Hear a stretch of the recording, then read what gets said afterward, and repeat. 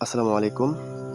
আজকে দেখাবো নতুন একটা অ্যাপ্লিকেশন যেটার মাধ্যমে আসন্ন আগামীতে যে ভোট আসবে আরকি চেয়ারম্যান মেম্বারের অথবা জাতীয় ভোট নেক্সট টাইমে যখন আসবে, তো সেটার কাজে লাগবে এমন একটা অ্যাপ্লিকেশন দেখাবো যেটা হচ্ছে আমি নিজেই তৈরি করছি।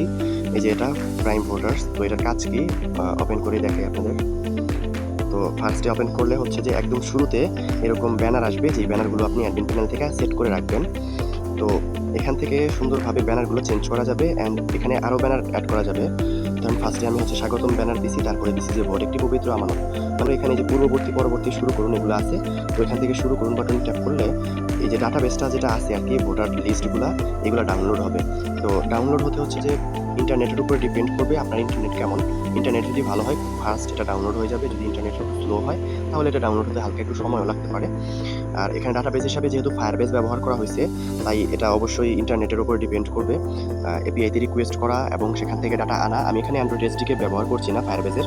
আমি ডিরেক্টলি এখানে এই যে ফায়ারবেসের অ্যাক্সেস কি যেটা আছে আর কি সেটার মাধ্যমে ব্যবহার করছি ডিরেক্টলি এপিআই এর মাধ্যমে বা রেস্ট এপিআই এর মাধ্যমে, সেজন্য এত একটু স্লো লাগতেছে। তো এখানে আসলে স্বাগতম প্রথমে ফার্স্টে এরকম একটা স্ক্রিন আসবে অ্যান্ড এখানে নতুন অ্যাকাউন্ট তৈরি করা যাবে। নতুন অ্যাকাউন্ট যখন কেউ তৈরি করবে তখন অবশ্যই অ্যাডমিনকে এটা অ্যাপ্রুভ করা লাগবে। অ্যাপ্রুভ করার জন্য এই যে আমাদের যে অ্যাডমিন প্যানেল আছে সেখানে আসার পরে এখান থেকে যে ইউজার ম্যানেজমেন্টে আসবেন, এখান থেকে সবকিছু দেখাবে। এখান থেকে জাস্ট যেই অ্যাকাউন্টগুলো অপেক্ষমান আছে বা পেন্ডিং অবস্থায় আছে সেগুলো এখানে থাকবে। এখান থেকে স্ট্যাটাস যেগুলো অপেক্ষমান থাকবে সেগুলো যে স্ট্যাটাস পরিবর্তন করতে পারবেন, ব্যান করে দিতে পারবেন যে কাউকে, যদি অ্যাপ থেকে তাকে হচ্ছে অ্যাক্সেস দিতে না চান। তো এভাবেই তো আমি আমার অ্যাকাউন্টটা লগ ইন করে দেখাই।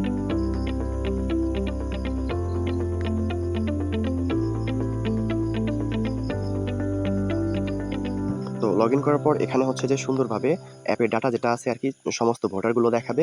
এখান থেকে ভোটার সার্চ করা যাবে। এটা মূলত কী কাজে লাগে, যখন একটা ভোটার ভোট দিতে যাবে কেন্দ্রে, তো সে তার সিরিয়াল নাম্বার জানে না যে সে কত নাম্বার সিরিয়ালে ভোট দেবে।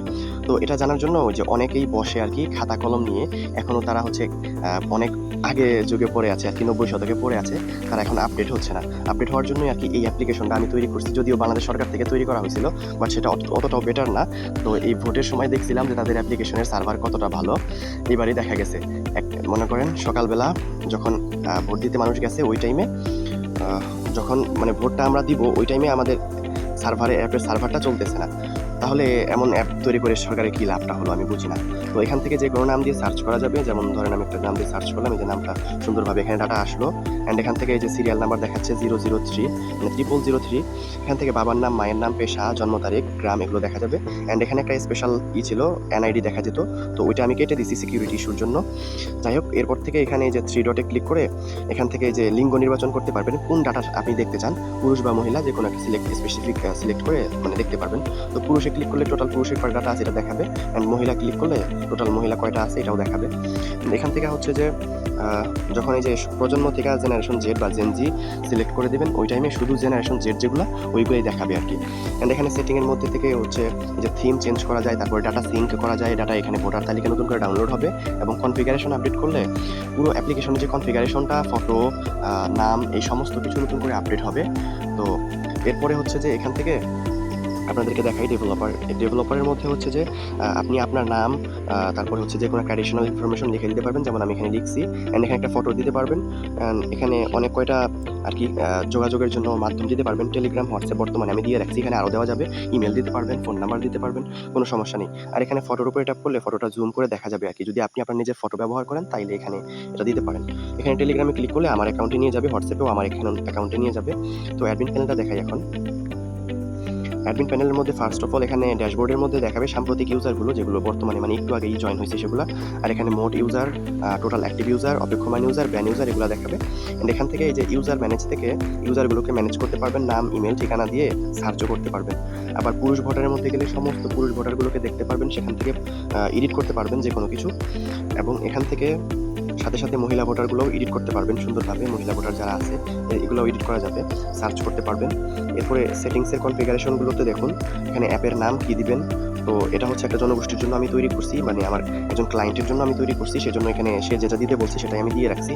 তো এটা দেখে আপনাদের ঘাবড়ানোর কোনো আসে না। এখানে স্প্ল্যাশ ছবি মানে অ্যাপটাতে ওপেন করার সময় যে ছবিটা আসবে সেটা, হেডার আইকন, এখানে মানে অ্যাপটাতে যখন ওপেন করবেন এই যে উপরে যে হেডার আইকনটা আছে এই যে ভোটার তালিকা লেখা আছে, এখানে যে এই যে ছবিটা আছে এই ছবিটা, আর হচ্ছে যে এখানে যে হেডার টেক্সট, ওই যে এখানে যে ভোটার তালিকা লেখা আছে হেডারের মধ্যে, এই যে এখানে এই যে এখানে এটা হচ্ছে যে ওই হেডার টেক্সট।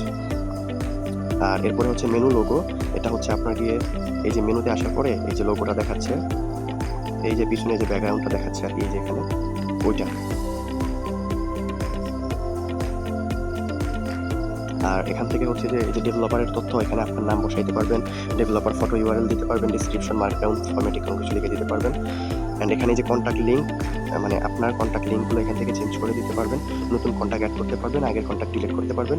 তারপরে এই যে স্লাইডার ওপেন করার সময় যে স্লাইডারগুলো দেখছিলেন আর কি, ওই যে ভোট একটি আমানত, ওই স্লাইডারগুলো হচ্ছে এখান থেকে আপনি চেঞ্জ করতে পারবেন স্লাইডারের ইমেজ টিমেজ দিয়ে। আর এখানে থিম রং এগুলা অপশনাল, এগুলো রাখা হয়েছে এমনিতেই। তো এই ছিল আজকের ভিডিও। যাদের এই অ্যাপ্লিকেশনটা লাগবে বা যারা নির্বাচন করতে চান মেম্বার অথবা চেয়ারম্যানে, তো তারা হচ্ছে আমাদের থেকে যোগাযোগ করে এই অ্যাপ্লিকেশনটা কিনে নিতে পারেন।